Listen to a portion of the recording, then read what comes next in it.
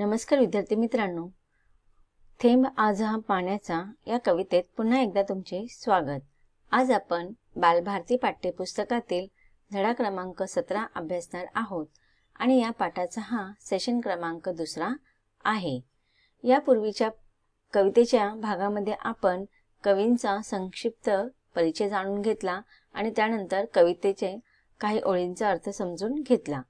आता कवितेतील पुढील ओळींचा अर्थ आपण सेशन नंबर 2 मध्ये शिकणार आहोत। चला तर प्रत्यक्ष आपण कवितेद्वारा जाणून घेऊया। मानवी जीवनातील पाण्याचे महत्त्व विशद करताना कवी म्हणतात की शब्द जाऊ दे अर्थ राहू दे, विषय आहे गाण्याचा, आभाळातील बहुमोलाचा थेंब आज हा गाण्याचा पाण्याचा। आता बघा इथे कवीने काय सांगितलेलं आहे की शब्दापेक्षा अर्थाला जास्त महत्त्व असते, त्यामुळे शब्द जाऊ दे आणि अर्थ राहू दे। आपल्याला आज आभाळातील बहुमोलाचा म्हणजे मानवी जीवनात अत्यंत महत्त्वाचा असलेला, अत्यंत बहुमोल असलेला, अनमोल असलेला असा हा पावसाच्या पाण्याचा थेंब हा आपल्या गाण्याचा विषय आहे आणि या गाण्यामध्ये त्याचं महत्त्व आपल्याला गायचं आहे। कवी हे पावसाच्या पाण्याच्या थेंबाचं वर्णन करत असताना त्या पाण्याच्या थेंबाला मोती ही उपमा देते। वर्षामधल्या सरीतून, पावसाच्या पाण्याच्या सरीतून थेंबरूपी मोती सरसर करत जमिनीवर येतात आणि जणू काही परी म्हणजे सगळ्यांना आवडणारी ती काल्पनिक पंख असलेली सुंदर स्त्री, तिला आपण परी असे म्हणतो। मग ती परी जणू काही ते आभाळातून पडणारे मोतीरूपी पावसाचे थेंब वेचते आणि त्याची तिला माळ बनवायची आणि ते माळ ओवत असताना ते पावसाचे पाण्याचे थेंब रूपी मोती निसटून जातात आणि त्यामुळे ती बावरते। मग कवी सांगतात की हा तुझ्या जीवनाचा प्रश्न आहे, त्यामुळे या मोत्यांचा तू काय करायचं आहे, संचय करायचा आहे, त्याला साठवून ठेवायचा आहे।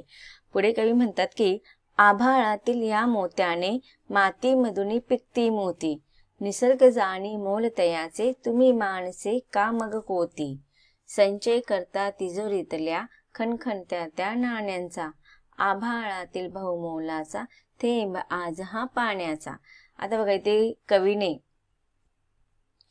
यमक या अलंकाराचा उपयोग केलेला आहे।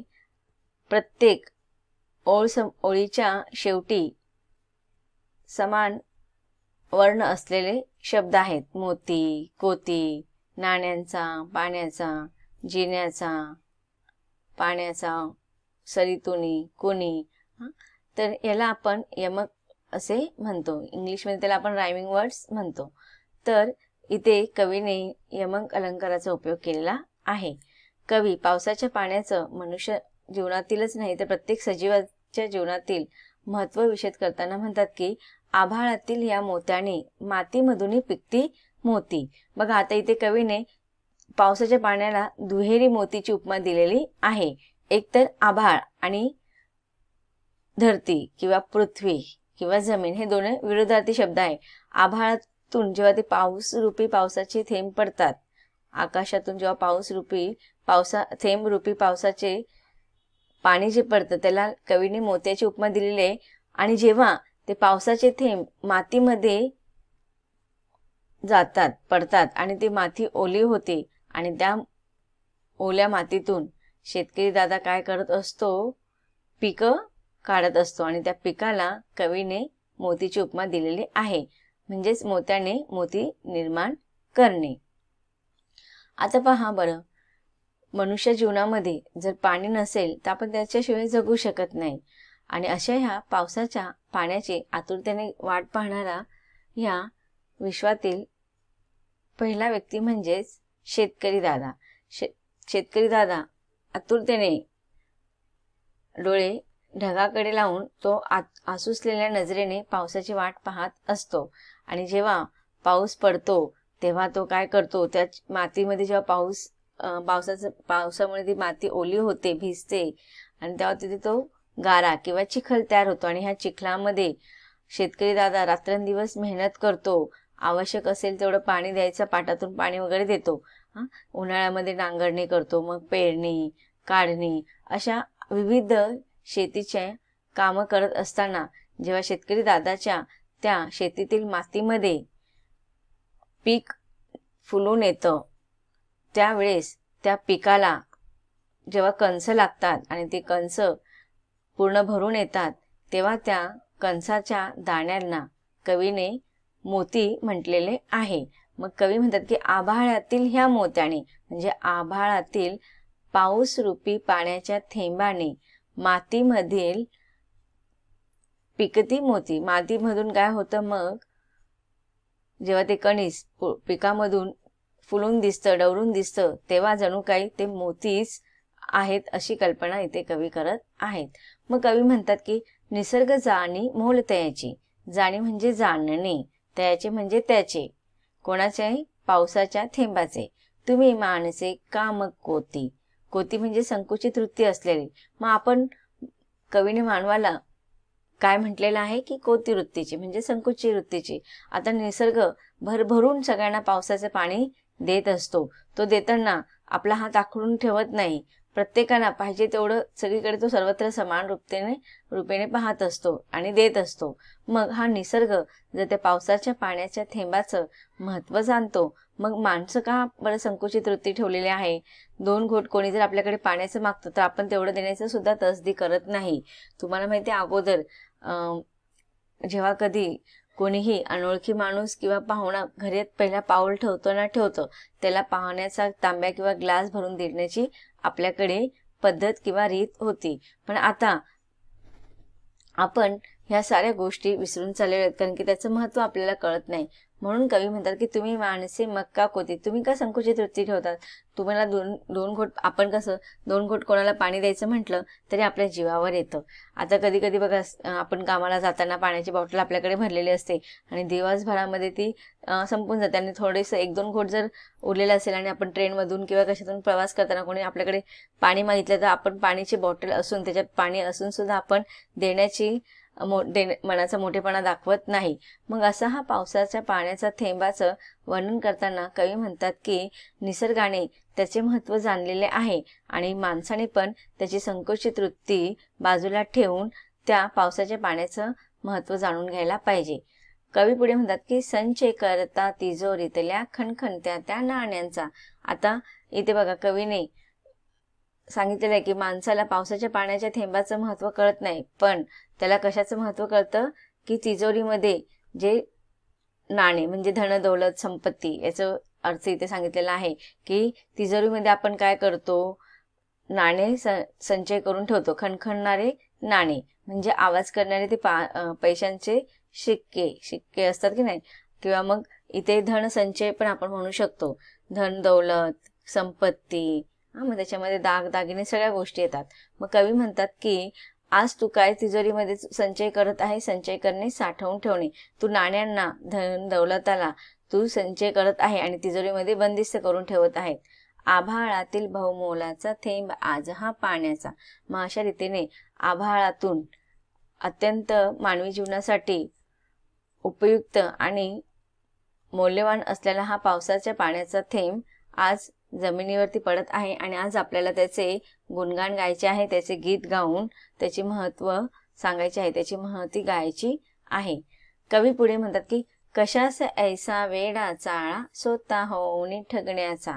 दृष्टिकोन तू बदल आता रे निसर्गासे या बघण्याचा.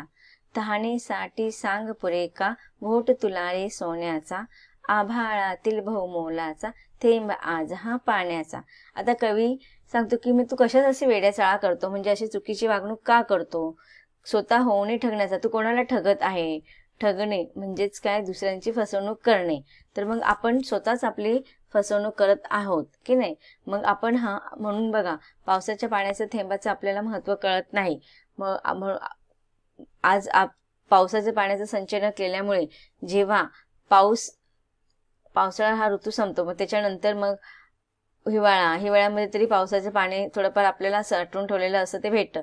पण उन्हाळ्यामध्ये पाऊस नसल्या कारणाने, कमी पडल्या कारणाने विहिरी आटतात, नदी नाले आटतात आणि मग त्यावेळेस आपल्याला पाण्याचं खूप टंचाई भासते. पाण्याची समस्या आज विश्वाची समस्या बनलेली आहे आणि अशातच आपण काय करतो, स्वार्थी वृत्ती ठेवतो आणि नको त्या गोष्टींच्या पाठीमागे लागून आपल्या जीवनाचे जे अत्यंत महत्त्वाच्या गोष्टी आहेत त्याकडे दुर्लक्ष करतो. मग धन दौलत तिजोरीमध्ये साचवण्यापेक्षा ह्या जीवनात आता धन दौलत वगैरे हे साठवलं ठीक आहे, पण त्याचा उपयोग कधी होतो हे आपल्याला जाणून घ्यायला पाहिजे.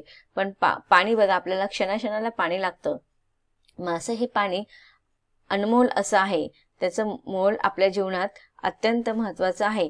मग त्यामुळे कवी म्हणतो की तू स्वतःहून स्वतःची फसवणूक कशासाठी करतो? दृष्टिकोन तू बदल आता रे निसर्गासी ह्या बघण्याचा, तुझा आता निसर्गाकडे बघण्याचा तुझा दृष्टिकोन तू बदल. तहानेसाठी सांग पुरे का घोट तुला रे सोन्याचा. आता बघा, तुम्ही तिजोरीमध्ये कितीही दागदागिने, पैसे, अडके, सोने, चांदी साठवून ठेवा, पण जेव्हा तुम्हाला तहान लागते तेव्हा या सोन्याने, चांदीने, धन दौलतीने तुमची तहान भागणार आहे का? नाही. भलेही तुम्ही कितीही धनवान असू द्या, तुमच्याकडे कितीही सोने असू दे, मग सोन्याचं तुम्ही पाणी करून पिता का? नाही. सोन्याचं पाणी करून पिल्यावर तुमची तहान भागणार आहे का? अगदीच नाही ना. बिलकुल अगदी बरोबर. मग इथे कवी म्हणतात की जेव्हा तहान लागते ना आपल्याला, तेव्हा पाणीच लागतं. कितीही मग आपल्याकडे सोनं असू दे, धन दौलत असू दे, त्या धन दौलत पिऊन किंवा सोन्याचं पाणी पिऊन, सोने खाऊन पिऊन आपलं तहान भागवू शकत नाही. मग जेव्हा इथे कवी सांगतात की तहानेसाठी सांग पुरे का घोट तुला रे सोन्याचा, मग जेव्हा एक अत्यंत तहान लागते तेव्हा आपल्याला पाण्याच्या एक घोटाने पण आपल्याला फार समाधान मिळते. आणि इथे कवी म्हणतो, तुम्हाला ती राजाची गोष्ट माहिती असेल की नाही? राजाला फार सोन्याची हाव असते आणि तो त्या हावेमुळे, त्या लोभामुळे सगळं काही विसरून तो ईश्वराकडे मागणी करतो की मला काय पाहिजे, मी जिथे हात लावेल तिथे त्या सगळ्या वस्तू सोन्याच्या झाल्या पाहिजे. तो असतो राजा, आणि राजाला बघा सोन्याची किती हाव आहे. आता राजा म्हटल्यावरती तो ऑलरेडीच खूप श्रीमंत असणार की नाही? एवढं श्रीमंत असताना सुद्धा त्याला अजून सुद्धा सोन्याची हाव लागली. त्याची एक मुलगी होती, त्याला ती फार प्रिय होती. आणि बघा दुसऱ्या दिवशी पहिल्या दिवशी त्याला ईश्वर प्रकट होतो आणि वरदान मागायला सांगतो. तो ईश्वराकडे काय वरदान मागतो की मला अजून सोने हवे आहे, जिथे मी हात लावेल तिथे त्या सगळ्या वस्तू माझ्या सोन्याच्या झाल्या पाहिजे. आणि ईश्वर त्याला वरदान देऊन निघून जातो. आणि त्या क्षणापासून तो ज्या ज्या वस्तूंना हात लावायचे त्या सोन्याच्या व्हायच्या. आता त्याला तहान लागली, पाणी प्यायला गेला, ग्लास पण सोन्याचा, त्याच्यातील पाणी पण सोन्याचं.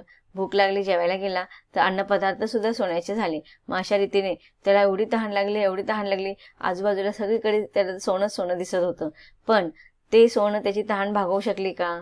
नाही. म्हणून कवी सांगतात की तहानेसाठी पूर्ण एक घोट सुद्धा अत्यंत महत्वाचा असतो. तो एक घोट पिऊन सुद्धा मनुष्य समाधानी होऊ शकतो, जे की सोने नाण्याने नाही. आभाळातील बहुमोलाचा थेंब आज हा पाण्याचा. मग बघा, आज पाणी ही आपल्या जीवनातील विकट समस्या आहे. मग पाण्याचा वापर आपण कसा केला पाहिजे, पाण्याचा उपयोग आपण कसा केला पाहिजे? अतिवापरामुळे आणि चुकीच्या पद्धतीने वापरामुळे आपण ह्या पावसाच्या पाण्याचा काय करत असतो? दुरुपयोग करत असतो, त्याच्याकडे लक्ष देत नाही. आणि म्हणूनच आज कवीने आपल्यासमोर असं हे पाण्याचं विदारक सत्य आपल्यासमोर मांडलेलं आहे. कवी म्हणतात की बघा, जिथे पाण्याची समस्या असतात तिथे काय केलं पाहिजे? शेतकऱ्यांना वगैरे जर पाहिलं तर ज्या ऋतूमध्ये पाऊस येतो त्या ऋतूमध्येच पावसाचं पाणी मिळतं आणि त्या 3 ऋतूमध्येच पावसाच्या पाण्यावर आधारित उत्पन्न ते करतात. मग इतर ऋतूमध्ये त्यांची समस्या निर्माण होते. त्यांना उन्हाळ्यामध्ये वगैरे पीक घेता येत नाही, किंवा पावसाळा संपल्यानंतर पीक एकदा येऊन गेल्यानंतर मग पुन्हा त्यांना पीक घेता येत नाही. मग अशा वेळेस आपण काय केलं पाहिजे की काही ना काही योजना राबवल्या पाहिजे. गावठाण ठिकाणी आपण गावचा तलाव वगैरे बनवला पाहिजे, पाणी साठवून ठेवलं पाहिजे आणि त्याचं महत्त्व जाणून घेतलं पाहिजे. पाण्याशिवाय शेतीमध्ये अन्न पिकू शकत नाही, पाण्याशिवाय माणसाची तहान जाऊ शकत नाही, पाण्याशिवाय प्रत्येक गोष्टीसाठी बघा आपल्याला पाणी लागतं. कपडे धुण्यापासून, भांडी घासण्यापासून, लादी पुसण्यापासून, अन्नपदार्थ शिजवण्यासाठी म्हणजे आपण जे खातो ते सुद्धा पाण्यामध्ये शिजवलं जातं. मग अशा रीतीने पाणी हा आपल्या जीवनातील अनमोल असा ठेवा आहे. आणि ह्या आभाळातील बहुमोल पावसाच्या पाण्याचा थेंब आपल्याला जपून वापरला पाहिजे. आता घरामध्ये पण बघा, बहुतेक मुलं घरामध्ये पाण्याचा चुकीच्या पद्धतीने वापर करत असतात. सकाळी ब्रश करताना बेसिनचा नळ चालू ठेवतात आणि मग पाणी वाहून जातं. एक ग्लास पाणी जर प्यायचं असेल, त्यांना तहान लागल्यावर ते पूर्ण ग्लास फुल भरून पाणी घेतात आणि 1-2 घोटच पाणी पितात. मग उरलेलं पाणी वाया जातं, मग ते फेकून द्यावं लागतं. अशा कितीतरी आपण गोष्टी सहज दिवसभरामध्ये करत असतो, त्याच्यामध्ये आपण कितीतरी पाणी असंच वाया घालवत असतो.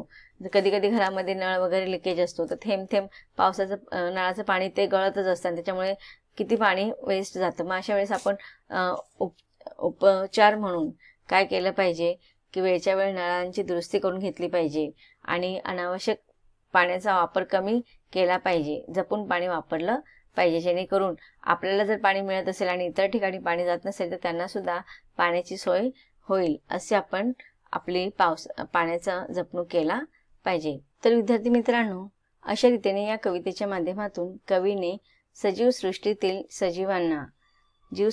सजीवांना पाण्याची कशी अत्यंत गरज असते आणि प्रत्येक मानवाच्या जीवनामध्ये पाणी हे अत्यंत मौल्यवान, बहुमोल अशी गोष्ट आहे याचं वर्णन केलेलं आहे. ही कविता इथे संपलेली आहे, परंतु कवितेखालील स्वाध्याय आपण कवितेच्या पुढच्या भागामध्ये अभ्यासणार आहोत. धन्यवाद.